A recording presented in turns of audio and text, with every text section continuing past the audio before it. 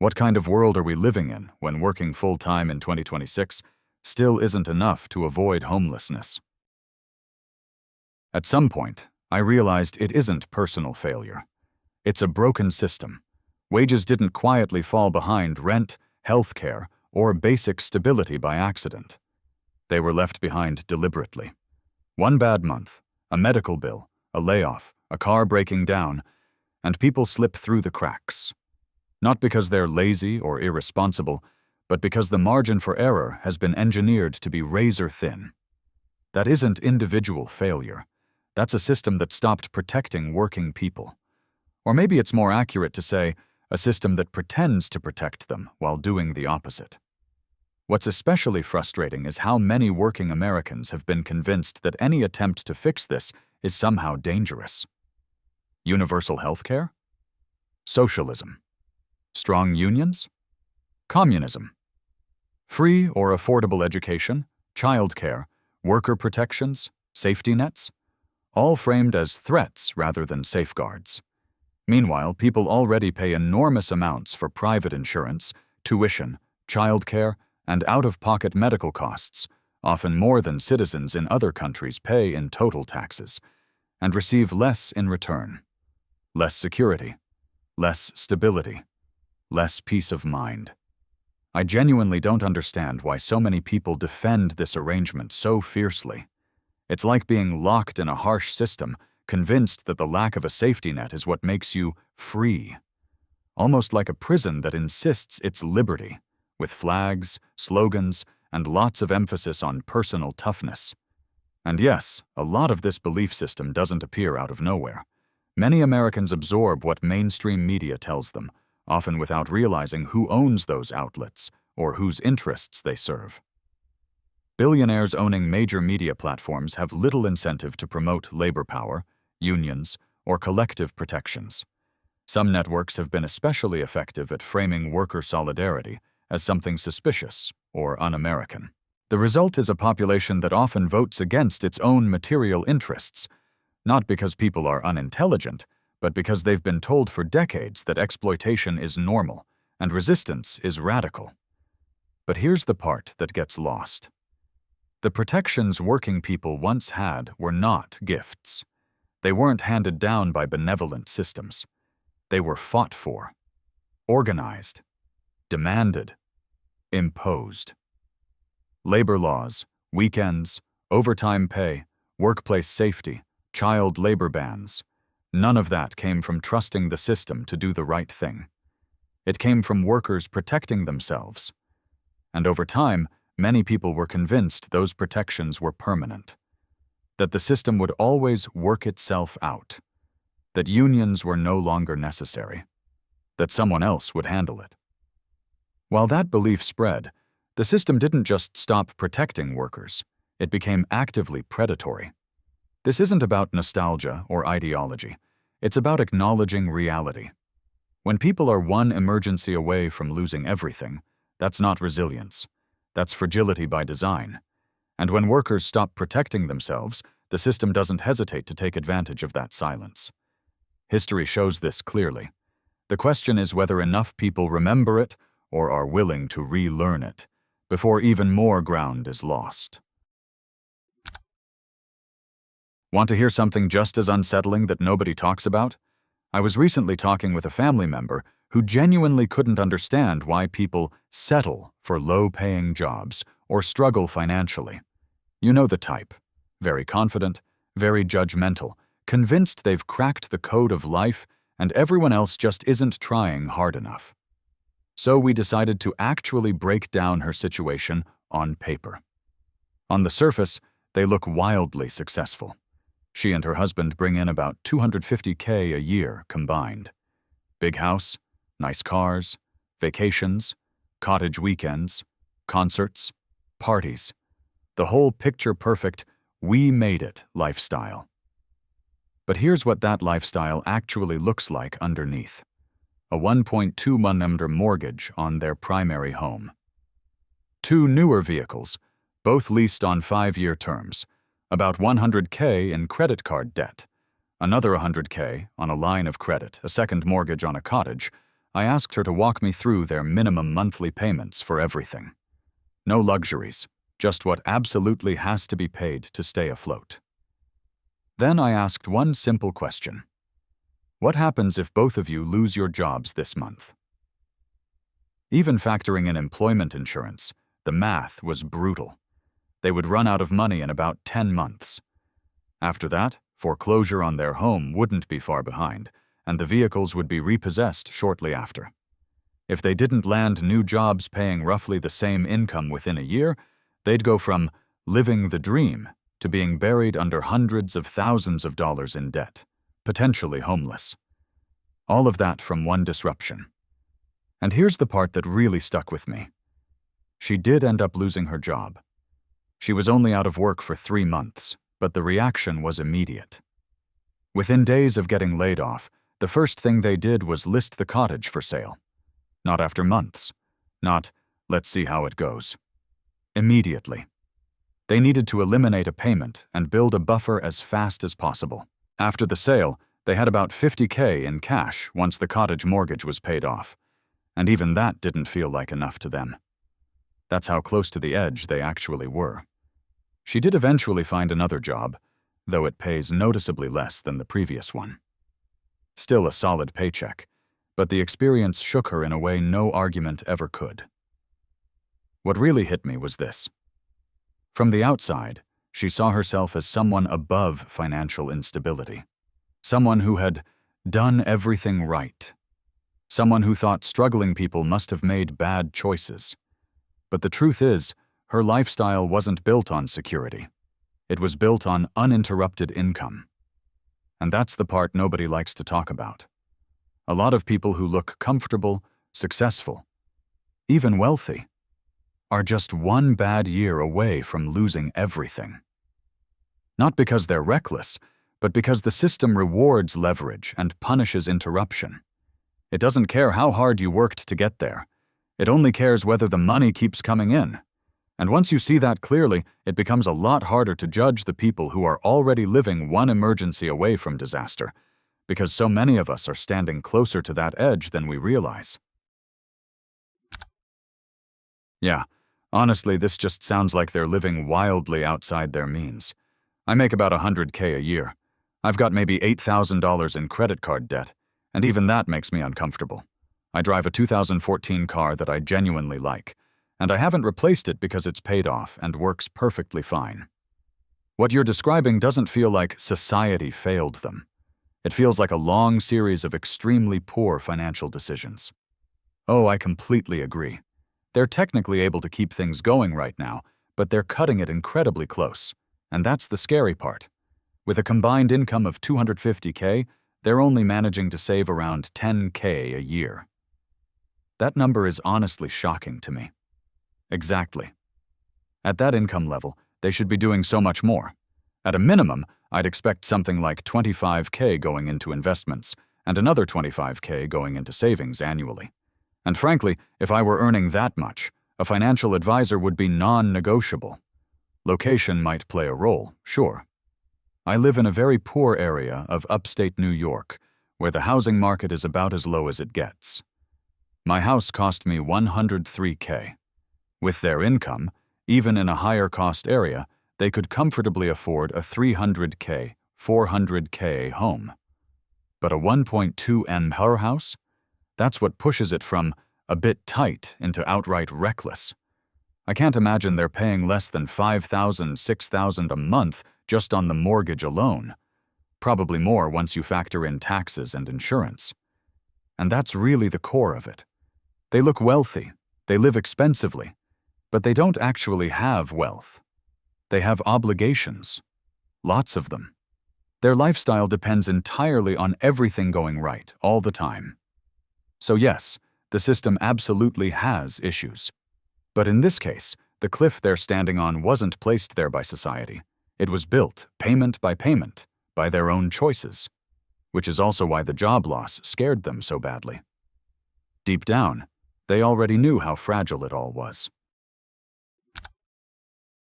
Ah, okay. I'm in Ontario, Canada. Your $100,000 house is probably the rough equivalent of their 1.2 M older house here.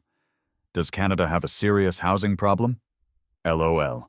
That might be the understatement of the century. The second house you mentioned isn't even much bigger than mine by square footage. I don't know the area, obviously, but I live in an extremely poor part of upstate New York, though thankfully in one of the nicer pockets.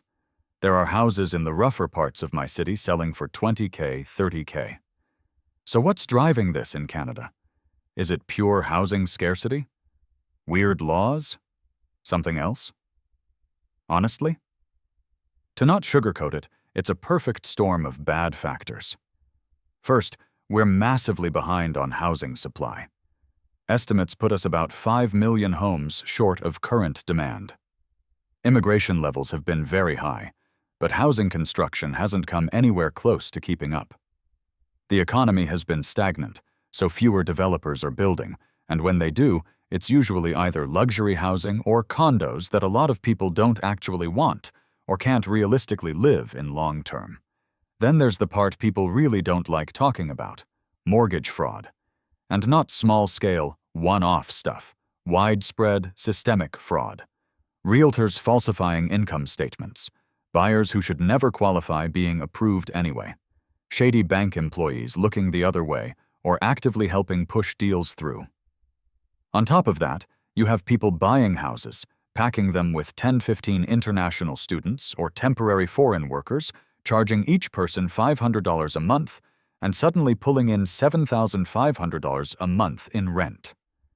That income then gets used to qualify for another mortgage, which leads to another house, and the cycle repeats. And then there's foreign investment. Canadian real estate has become a very convenient place to park, or wash, money from overseas. Homes aren't treated as places to live. They're treated as financial instruments. Put all of that together, and you get what we have now. Average people completely priced out, absurd debt loads normalized, and a housing market that feels detached from reality. And despite how bad it's gotten, very little meaningful action is being taken to fix it. It's not just broken, it's actively getting worse. What this really says to me is that some of us, at least for now, are being pushed back into the default state humanity lived in for 99.9% of its existence. That brief window in the 20th century where a subset of people could support a family, buy a house, own a car, and still have some breathing room on a single income? That was the historical anomaly. And it only applied to a relatively small group of humans, many of whom just happen to be the ancestors of people posting online today. That era wasn't sustainable, and it wasn't universally good. It existed in the aftermath of global devastation where tens of millions of people died, entire economies were flattened, and power dynamics shifted in ways that temporarily favored labor. It also relied heavily on the artificial exclusion of women and minorities from the workforce, which limited competition and inflated wages for those who were allowed to participate. The idea that the one-income household with a house, a car, and a pension in the US is somehow coming back is fantasy. It isn't. And honestly, it was never as idyllic as people remember. Nostalgia has a way of sanding off the sharp edges. And if you think socialism is going to swoop in and neatly fix all of this, you may be in for a very unpleasant surprise. Systems don't magically become humane just because you change the label. Power, incentives, and human behavior don't disappear. Personally, I'm not especially bothered either way at this point. Either I'm wrong and things stabilize into something tolerable, which would be great, or I'm right, and a lot of extremely confident, very loud people are going to get exactly what they demanded, in full, without the disclaimers they ignored. History has a habit of being unsentimental like that. What this really means is that the wealthy have overplayed their hand over the last century. For generations, job security, or the threat of losing it, was used as a way to keep people in line. Don't complain, don't organize, don't rock the boat. Because if you lose this job, everything collapses. And for a long time, that fear worked. But it only works up to a point. For a growing chunk of the population, that leverage is gone. If you're already one bad month away from disaster, the threat of precarity stops being motivating and starts being meaningless. You can't scare people with instability when instability is already their baseline. And if you don't know what precarity means, I genuinely recommend going down that rabbit hole. It explains a lot about why everything feels so brittle right now. I work at an overnight shelter, and this is the part people really don't understand. Many of the people there work full-time. Some of them have savings. These are not people who gave up or made bad choices in the way it's usually framed. You can be short $60 on rent and get evicted. 60, not thousands, not months behind. One small gap. Once that happens, the math stops working. To get a new place, you need first month's rent, last month's rent, and often a deposit. If you just got evicted for being short $60, where exactly is that lump sum supposed to come from? That's the reality gap people don't want to look at. It's not that people are irresponsible. It's that the system has zero tolerance for normal human variance. Illness, a missed shift, a delayed paycheck, a car repair. At a certain point, the threat stops being, do what we say or you'll fall, and becomes, you're already falling, so what do we actually have left to threaten you with? And that's where things start to get unstable. This is one of those stories that crawls under your skin and doesn't let go. Anyone who's worked even adjacent to outreach knows that feeling. You do everything you can in the moment, say the right things, offer real help, and then they walk away, and you're left carrying it. What you're reacting to isn't just concern for one man, it's the moral dissonance. The fact that in a wealthy country, in 2026, a 62-year-old man with diabetes can be sleeping in the woods in 20 weather, and the system collectively shrugs. That shouldn't be something any individual has to emotionally process alone. A few hard truths, none of which make this easier. Shelters are not always experienced as safe by the people we most want to protect. For elders especially, shelters can mean theft of medication, lack of privacy, noise, untreated mental illness around them, or rigid rules that don't account for chronic disease. To you, shelter equals warmth and survival. To him, it may also equal risk, loss of autonomy, or past trauma. Diabetes plus homelessness is a nightmare combination. Managing blood sugar requires predictability, food timing, medication storage, rest, warmth. When someone is living rough, they often feel they are already failing their health, and shame can make them avoid systems that highlight that vulnerability. Winter deaths are not accidents. They are policy outcomes. You're right to be disturbed. This isn't a failure of charity or individual kindness. It's a failure of prioritization. We could keep elders off the streets. We choose not to, because it's politically quieter to let people disappear one by one than to fund systems properly. And this part matters, so I want to say it clearly. The fact that you couldn't sleep means you are still human in a system that constantly pressures people to become numb. That's not weakness. That's integrity. You're also right that most people would gladly give a few dollars from their pay to prevent this. The cruelty of the current setup is that it convinces us this is impossible or unrealistic, while quietly extracting far more money through inefficiency, emergency care, policing, and late-stage crisis response. We pay more, we just pay after the damage is done. As for you, specifically, you did the right thing. You offered help without coercion. You respected his agency, even when it hurt. That's all you can ethically do in that moment, and it still hurts because the stakes are so high. If it helps at all, people like him often resurface, especially when temperatures drop further. The fact that he knows you exist, someone who treated him with dignity and concern, may be the reason he accepts help next time.